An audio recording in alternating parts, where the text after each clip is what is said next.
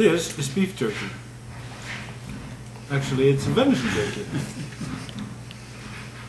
This is dried meat made from a deer. I always imagined this was something like dried fish, very hard, tough to eat, but this is actually very good. So, how can it be this good? How does it get this good? To answer that question, I've now contacted a specialist, Jerry Crozier of Crozier Pulp, and he is going to teach us how to make this wonderful, delicious jerky. Here I have a back leg of a deer, venison from the Midwest, and that will be, it's still frozen. Cut off some big chunks of those muscles and form it into jerky. To get the jerky, we'll slice off the fat as much as we can, any damaged areas, as well as some hair. There's sometimes occasionally little bits of hair that get on the animal when you're cleaning it, because it's very difficult to avoid that. Now the hairs from the animal itself? From the animal itself. As you clean the deer, field dress the deer, it's almost impossible to not get some hair on the carcass.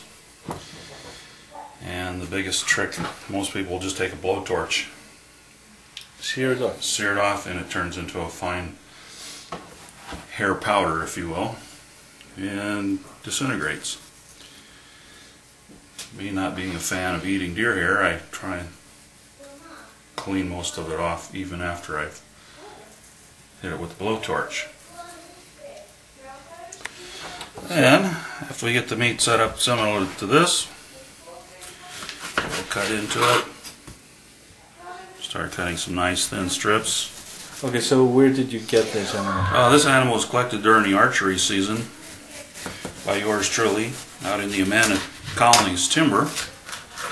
They have an area of about 16,000 acres in which I can hunt for deer. They're well fed. A lot of cornfields and soybean fields close by. And this one was collected in early November. Still having lots of fat on the animal. Well-fed animal. Makes for very good meat.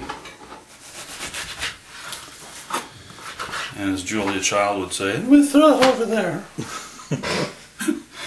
Then we take these strips of venison, we marinate them, put them into a smoker. So we'll show you at the smoker next. And now we're going to mix up the marinade. We'll use some water, and the rest of the ingredients consist of some and then we put in some and that's all there's to it. Moisten it up, loosen it up a little bit.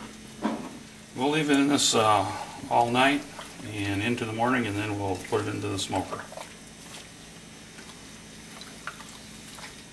So actually, it's a little better if you can leave it for at least 24 hours, but I don't think we'll have that much time. Unless you want to, if that'll work for you, we'll leave it longer. Well, I'll see what this recipe says. Oh, the Indian recipe? Yeah. The Indians passed this down generations. Special touch, which calls for exact, precise measuring.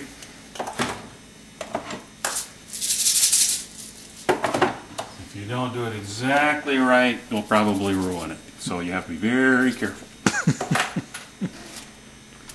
Now this is to, we can turn it frequently in this bag, and it really helps the marinade get to all parts of the meat.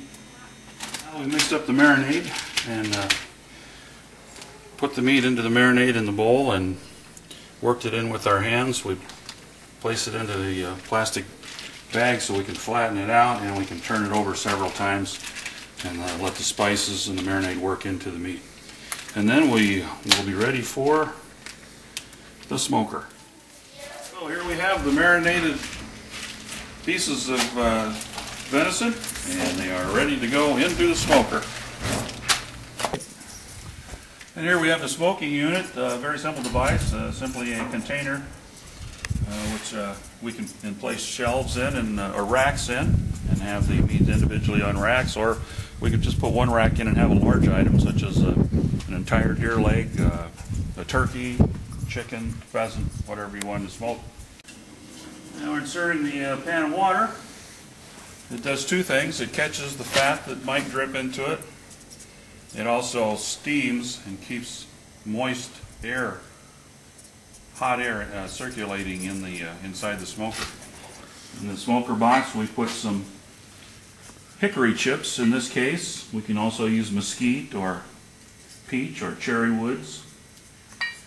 And this has been soaked for a period of time and will give us some good smelling smoke.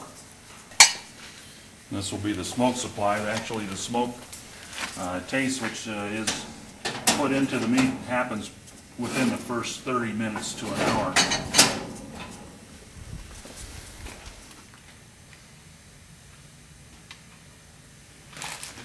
Yeah, as you can see, it covers the rack, but once it starts drying out, we'll probably lose about 30 to 40% of this in volume. It will shrink up and be much smaller. So this one's ready to go into the smoker. We'll take it out and get started. Established about somewhere between 200 and 225 degrees, and this will be in there for about 2.5 hours. Venison jerky, dried meat. For us today, it's become a snack food, convenient food. For the early settlers as well as the Indians, it was a means of survival. They would use this to travel with because once it's dried, it lasts a very long time. It's small, as you can see, dried up, and you could carry a fairly large amount of this with you on the trail.